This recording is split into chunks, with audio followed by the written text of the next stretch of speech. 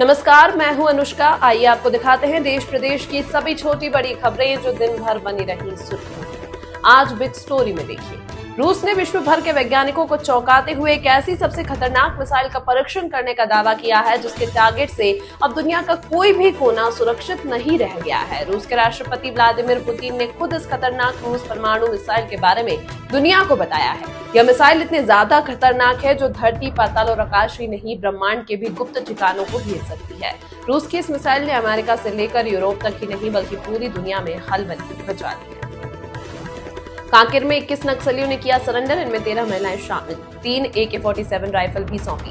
गृह मंत्री अमित शाह ने 2026 तक देश को नक्सल मुक्त बनाने का वादा किया। इसके बाद से बड़े पैमाने पर नक्सलियों ने सरेंडर किया है। छत्तीसगढ़ में ही इस साल 2000 से ज्यादा नक्सली आत्मसमर्पण कर चुके हैं। कर्नाटक के मंत्रिमंडल में होने वाला है बदलाव, जाने डिप्टी सीएम शिव कुमार ने क्या कहा। कर्नाटक के उप मुख्यमंत्री DK शिव कुमार ने मंत्रिमंडल विस्तार को लेकर पूछे गए सवालों का जवाब दिया है।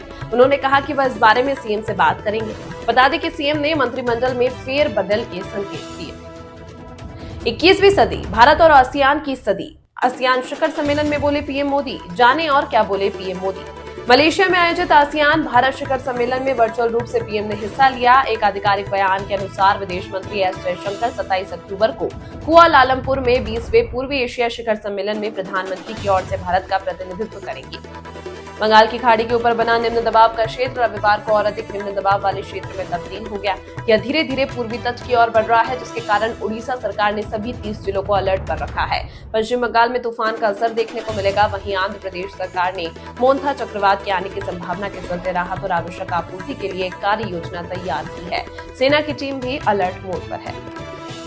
कर्नाटक के बीदर जिले में रविवार की सुबह भूकंप का हल्का झटका महसूस किया गया। भूकंप की तीव्रता रिक्टर पैमाने पर 2.9 मापी गई।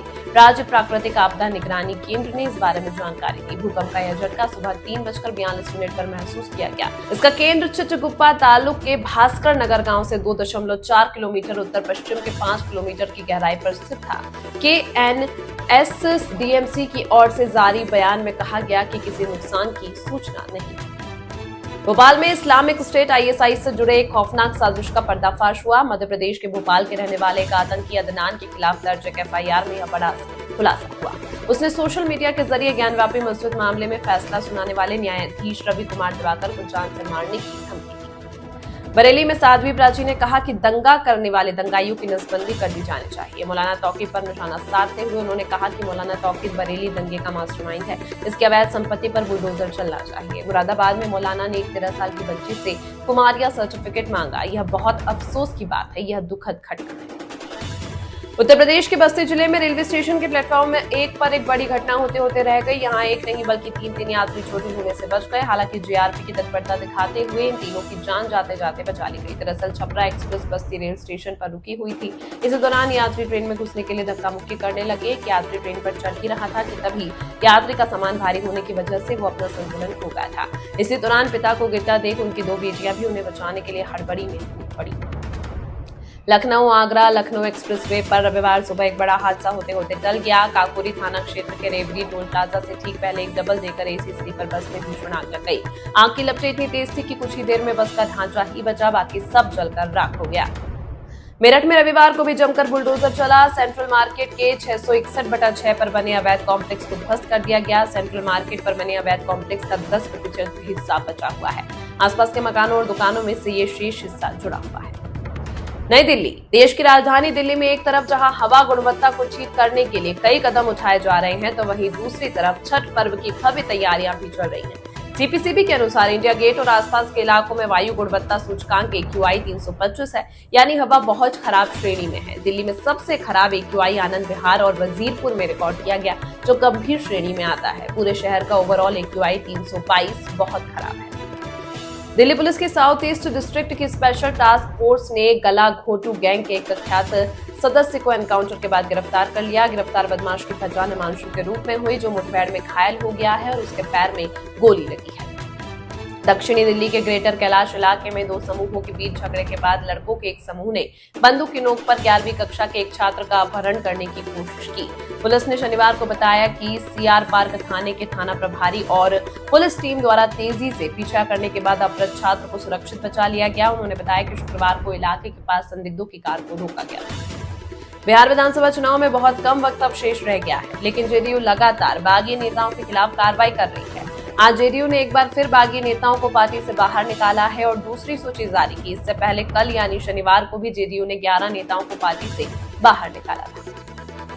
बिहार के फारबिसगंज स्थित दीनदयाल चौक पर रविवार को एनडीए के प्रधान चुनाव कार्यालय के उद्घाटन के दौरान बड़ा हंगामा देखने को मिला।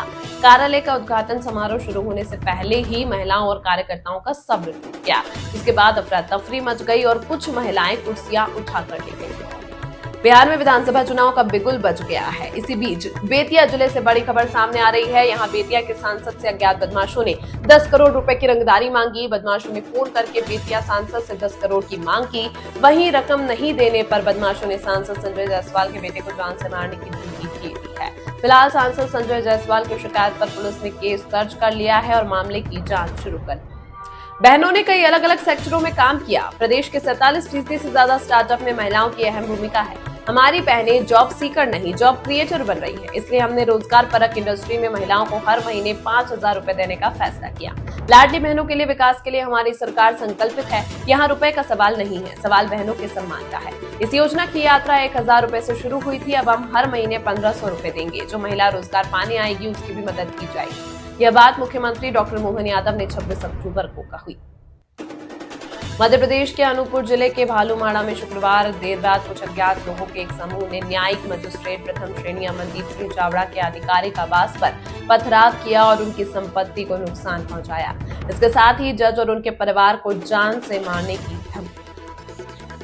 राजस्थान के पुष्कर पशु मेला में घोड़ी आकर्षण का केंद्र बनी हुई है। इस घोड़ी का नाम नगीना है और इसकी ऊंचाई 63.5 इंच है। ये घोड़ी अभी केवल 31 महीने की है, लेकिन इसकी कीमत पूरे मेले में चर्चा का विषय बनी हुई है। इसकी कीमत 1 करोड़ रुपए है। ये घोड़ी भटिंडा पंजाब से आई है।